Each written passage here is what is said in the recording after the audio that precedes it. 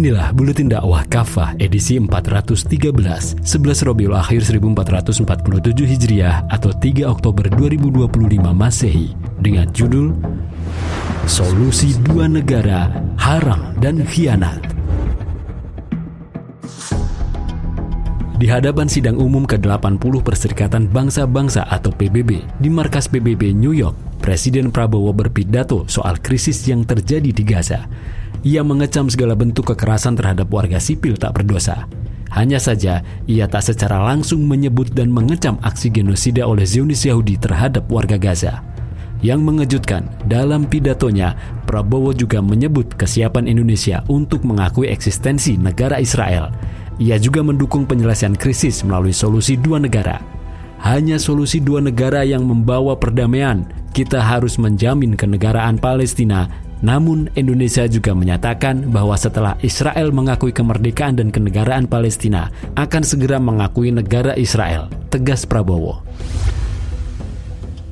Presiden Prabowo juga mengatakan, saya juga terang-terangan mengatakan perdamaian hanya bisa datang kalau semua orang mengakui, menghormati, dan menjamin keamanan Israel.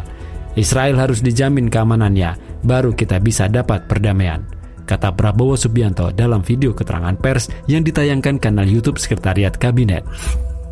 Pidato Presiden Indonesia ke-8 di markas PBB itu dipuji oleh banyak pihak, termasuk oleh pemerintah Zionis Yahudi. Perdana Menteri Yahudi Netanyahu melontarkan pujian terhadap pidato tersebut.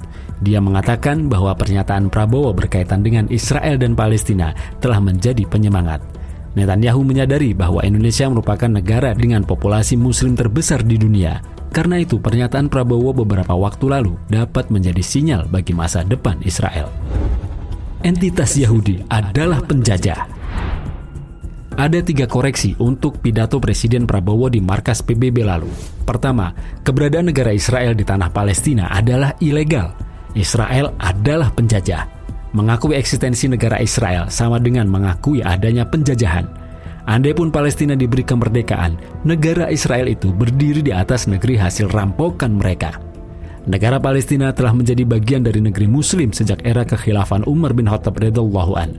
Khalifah Umar radhiyallahu an telah menjadikan Palestina sebagai bagian dari wilayah kekuasaan Islam dan kaum Muslim sejak tahun 637 Masehi. Dengan demikian, Palestina bukanlah tanah kosong yang tidak bertuan. Jelas, kedatangan entitas Yahudi ke Palestina adalah sebagai penjajah. Kaum Yahudi memasuki wilayah Palestina setelah mendapat bantuan Inggris melalui deklarasi Balfour di tahun 1917. Lalu secara bertahap mereka melakukan perampasan, penggusuran, pengusiran, bahkan pembunuhan terhadap penduduk Palestina. Peristiwa Nakba yang terjadi pada Mei 1948 adalah penyerangan dan pengusiran besar-besaran terhadap penduduk Palestina. Lebih dari 700.000 warga diusir, lahan dan rumah-rumah mereka dirampas oleh kaum penjajah tersebut. Karena itu, pernyataan Presiden Prabowo di markas PBB adalah hal yang mengejutkan.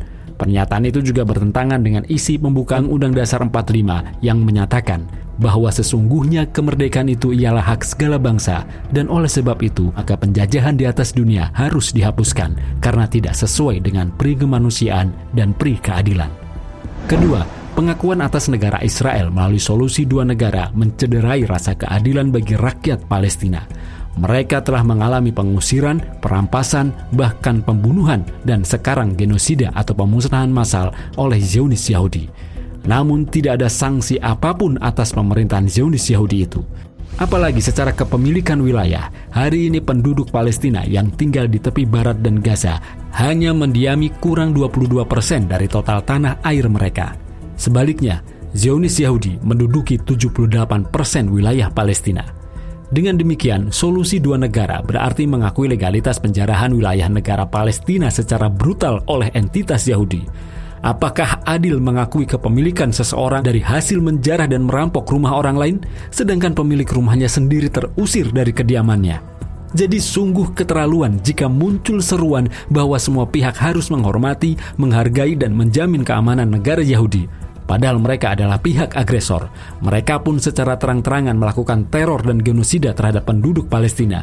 Sampai hari ini saja diperkirakan korban tewas di pihak warga Gaza sudah mencapai 66.000 jiwa. Ribuan lagi mengalami cacat dan luka-luka. Ketiga, Pemerintahan ilegal Zionis Yahudi sendiri secara tegas menolak mengakui eksistensi atau kemerdekaan negara Palestina. Pada Juli 2024, Parlemen Israel mengeluarkan resolusi yang menolak pendirian negara Palestina. Resolusi itu disahkan ke Knesset dengan 68 suara mendukung dan hanya 9 suara yang menentang. Perdana Menteri Yahudi Benjamin Netanyahu di depan sidang umum PBB yang lalu secara tegas menolak untuk mengakui kemerdekaan negara Palestina. Dia menyatakan bahwa pengakuan terhadap negara Palestina merupakan suatu kesalahan yang sangat fatal. Jadi, mana mungkin bisa menawarkan solusi dua negara kalau pihak perampok dan penjagalnya tetap ngotot menguasai hasil rampokan mereka. Apalagi mereka didukung oleh negara adidaya Amerika Serikat. Solusi penjajah. Yang juga wajib dipahami oleh umat muslim, solusi dua negara atau two-state solution bukan datang dari keinginan penduduk Palestina. Rancangan ini dibuat oleh Komisi PIL yang dibentuk oleh pemerintah Inggris pada tahun 1936. Inggris adalah negara yang memfasilitasi pengungsian besar-besaran kaum diaspora Yahudi ke Palestina. Sedari awal sudah terlihat bahwa solusi dua negara dirancang untuk mengekalkan keberadaan negara Zionis di atas tanah Palestina. Pemerintah Inggris tidak memedulikan nasib penduduk asli Palestina yang terusir. Bahkan, Inggris terus membuka jalan bagi kedatangan para pengungsi Yahudi dari berbagai negara untuk memasuki Palestina. Akhirnya, berdirilah negara Zionis secara ilegal pada tahun 1948 yang diakui dunia internasional sampai sekarang. Karena itu, mendukung solusi dua negara merupakan sesat pikir solusi persoalan di Palestina. Hal ini bahkan bisa menjadi presiden buruk atas setiap konflik internasional. Siasat jahat ini bisa menjadi modus politik untuk melegalkan penjajahan di berbagai wilayah. Ketika suatu negara menginvasi negara lain, mengusir dan membunuh penduduknya, merampas lahan dan hunian mereka, lalu ditawarkan solusi dua negara. Negara penjajah tetap eksis di wilayah bangsa lain, sementara penduduk asli yang kehilangan wilayahnya dipaksa hidup berdampingan dengan pihak perampok. Bebaskan Palestina seutuhnya. Dengan demikian, solusi dua negara adalah pengkhianatan terhadap nasib dan perjuangan penduduk Palestina. Usulan solusi itu sama sekali bukan keinginan penduduk Palestina, juga bukan solusi yang dikehendaki oleh Islam. Ia justru datang dari kaum penjajah. Solusi itu juga justru menjadi legitimasi penjajahan oleh kaum Zionis. Secara hukum Islam, solusi dua negara jelas bertentangan dengan nas-nas syariah. Allah SWT telah memerintahkan kaum muslim untuk melakukan perlawanan terhadap pihak-pihak yang mengusir dan memerangi mereka.